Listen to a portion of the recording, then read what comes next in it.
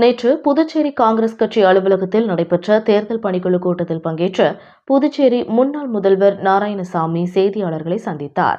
அப்போது பேசிய அவர், கடந்த தேர்தலில் திமுக காங்கிரஸ் கூட்டணியுடன் போட்டியிட்டு காங்கிரஸ் கட்சி வெற்றி பெற்றது. இந்த நிலையில் நேற்று நடைபெற்ற கூட்டத்தில் INDIA கூட்டணி கட்சி சார்பில் புதுச்சேரியில் காங்கிரஸ் கட்சி போட்டியிடுவது என ஏகமனதாக முடிவு செய்யப்பட்டது.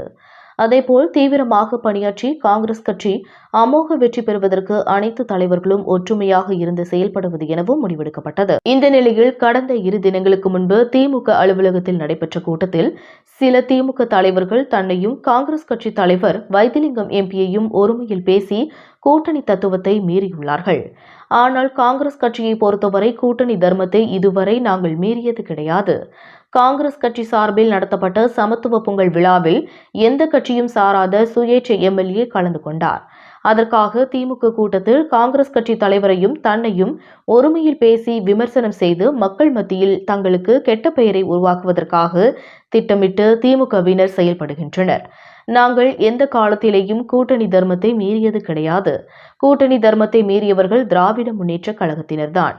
வில்லியனூர் தொகுதியில் காங்கிரஸ் கட்சியை சேர்ந்த மாவட்ட பொறுப்பாளரை திமுகவில் இணைத்துக் கொண்டு கூட்டணி தர்மத்தை மீறி செயல்பட்டுவிட்டு காங்கிரஸ் கட்சியை பற்றி விமர்சனம் செய்வதற்கு எந்தவிதமான உரிமையும் கிடையாது.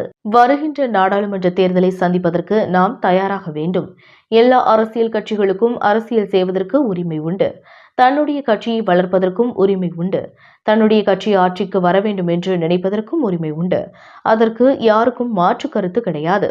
ஆனால் தவறாக விமர்சனம் செய்து தரக்குறைவாக பேசுவதை திமுகவினர் நிறுத்திக் கொள்ள வேண்டும். கூட்டணியில் இருந்து கொண்டே எங்கள் கட்சியை சேர்ந்த நிர்வாகிகளை திமுகவில் சேர்க்கின்றீர்கள். இது எந்த விதத்தில் நியாயம்? முதலில் நாம் நம்முடைய நடவடிக்கைகளை சரியாக வைத்துக் கொள்ள வேண்டும். INDIA கூட்டணியில் திமுகவும் இருக்கின்றது, காங்கிரசும் இருக்கின்றது. ஆகவே திமுகவினர் கூட்டணியில் குழப்பத்தை ஏற்படுத்த வேண்டாம் என்றார்.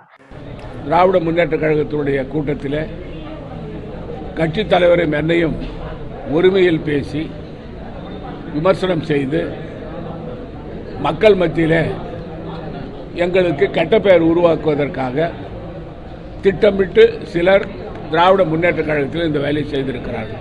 தொடர்ந்து திமுகவினரின் விமர்சனம் குறித்து காங்கிரஸ் கட்சி தலைவர் வைத்திலிங்கத்திடம் கேட்டபோது அதை பற்றி எனக்கு எதுவும் தெரியாது என கூறிவிட்டார். நாடாளுமன்ற தேர்தலை சந்திக்க காங்கிரஸ் தயாராகி வரும் நிலையில் புதுச்சேரியில் சம பலத்துடன் உள்ள காங்கிரஸ் திமுகவினரிடையே ஏற்பட்டுள்ள பிரச்சினை தேர்தல் களத்தை பரபரப்பாக்கியுள்ளது.